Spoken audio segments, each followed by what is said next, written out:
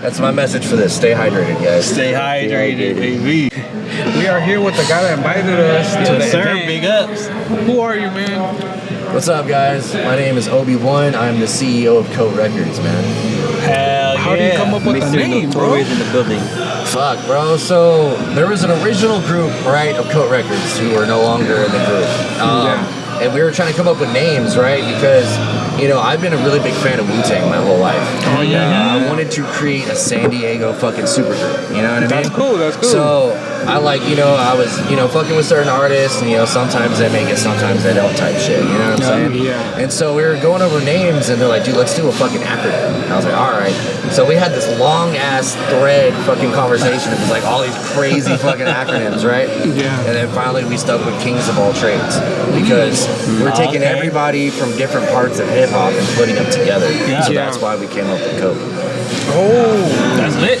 That's lit. I like that. what made you get into music? What made you want to start this? What? Shit, bro. I've always liked music, you know what I mean? I grew up in the South. I was born in Opelika, Alabama.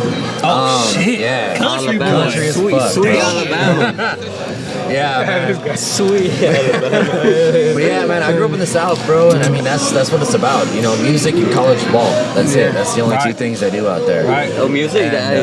My first, my dad would call it a secular album, right? Because he's all crazy, like Christian. Oh, he and shit. Christian. A secular album. Baptist as fuck. Okay. And my first. You out of it, or you still in it? Nah. Bro, I literally woke up, I ate, slept, and shit like Jesus, bro, like all day, every day. I'm not saying I don't believe. I love God. You know what I mean? I believe in my higher power. That's what got me fucking sober. But I don't believe in organized religion. That's a whole nother conversation for another time. But what got me into music, man, is I love hip hop. You know what I mean? Or just music in general.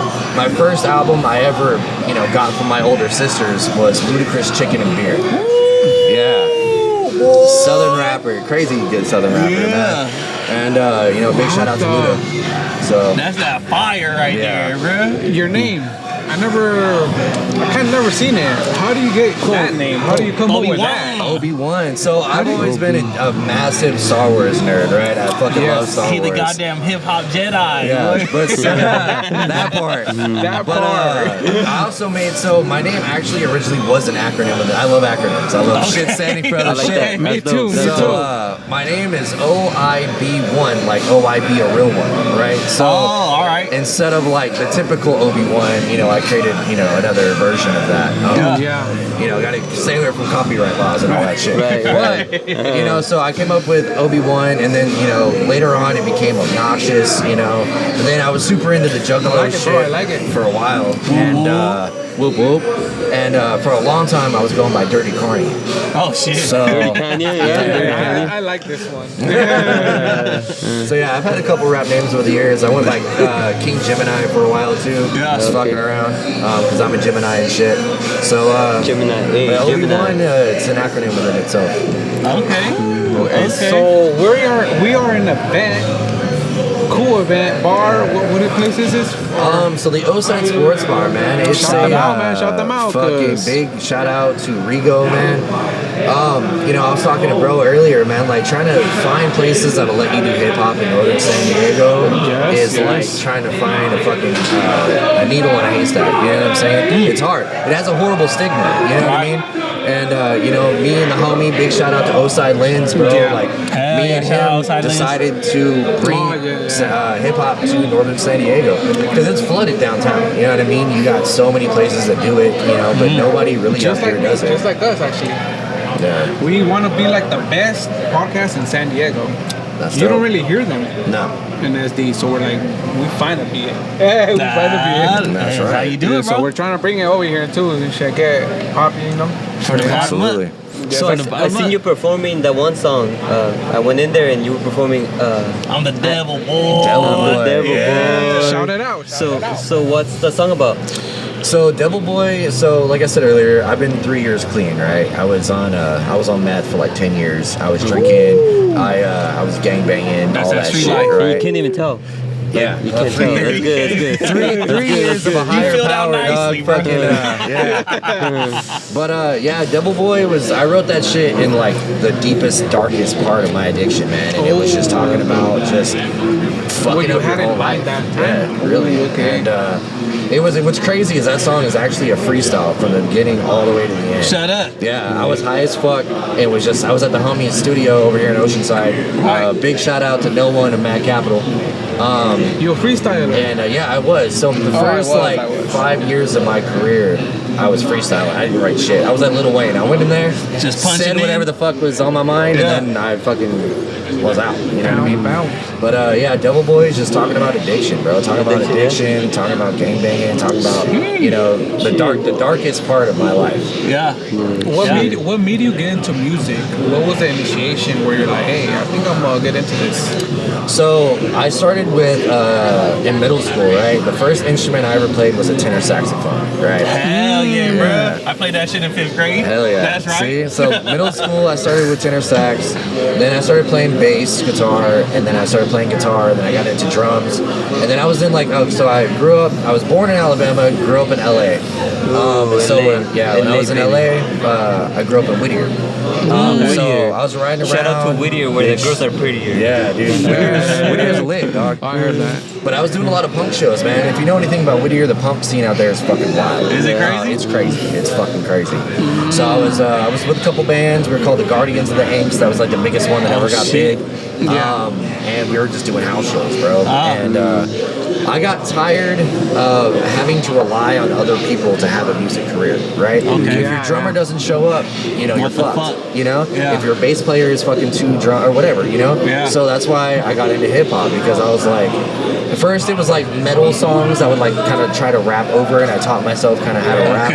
And then I started dating this girl who her dad was a producer, right? And so like he taught me how to rap. And so then after that it just became a It's thing. been up. Yep. Who's your Hell favorite yeah. rapper? Favorite rapper would be Yellow Wolf.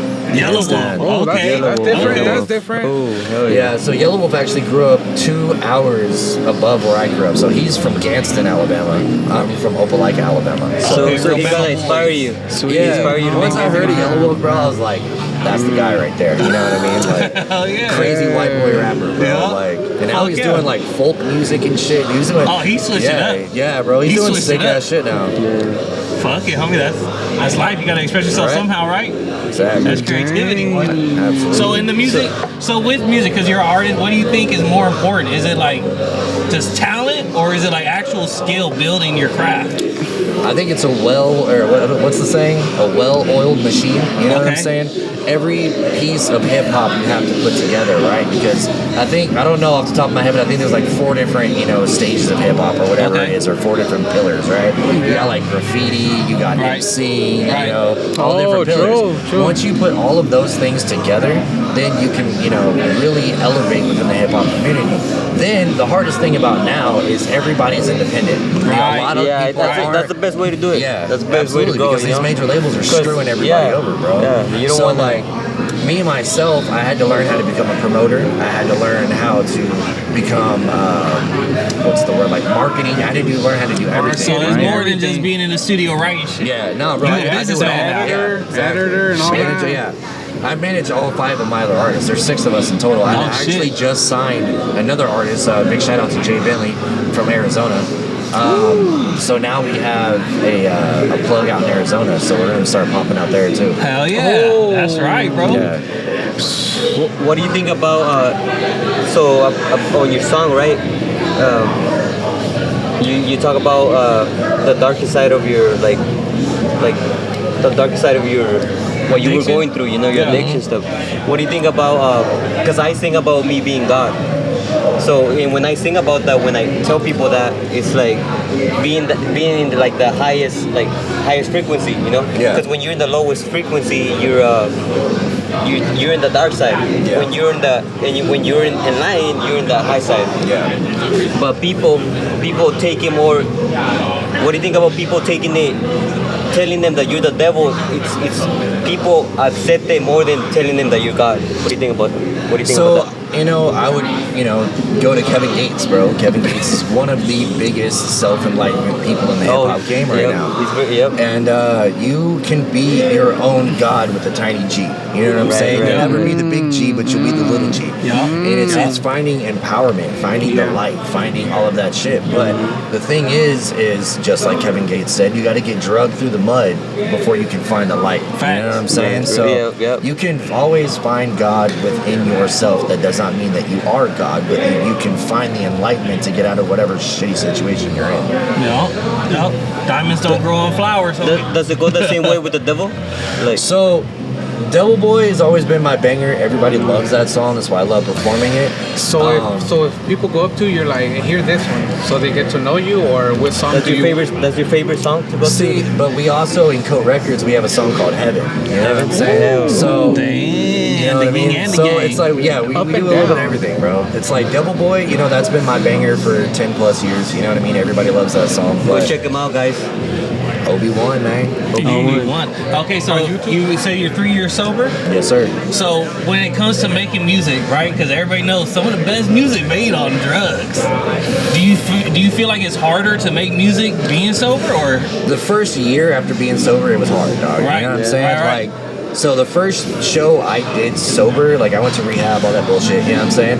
The first show that I did sober was Tech 9, right? Oh, shit. I opened up for Tech 9 on his 420 tour with him, Mayday, Kung Fu Vampire, and there was somebody else up in Fresno, right?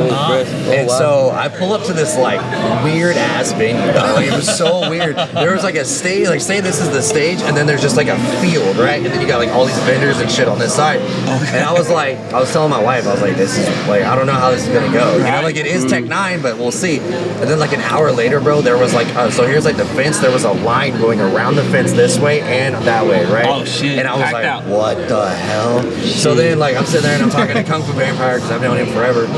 And then they're like, all right, Obi, like it's your turn to go rap. And I was like, all right, bet. So then I look out, bro, and there was just a sea of heads.